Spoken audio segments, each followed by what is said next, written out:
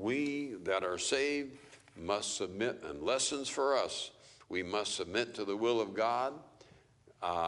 You know, whom the Lord loveth, he chasteneth, and scourgeth every son whom he receiveth. The Bible says that. So we find ourselves in a situation and we don't understand what's going on with us. We have to trust the Lord. We have to walk by faith and say, is God telling the truth when he says all things work together for good to them that love him? Of course he is. God cannot lie. So we must look for lessons in the trial that we face. We must draw close to the Lord in such a time, rather than give up, throw up our hands and quit and say, oh, woe is me, what have I done to deserve this?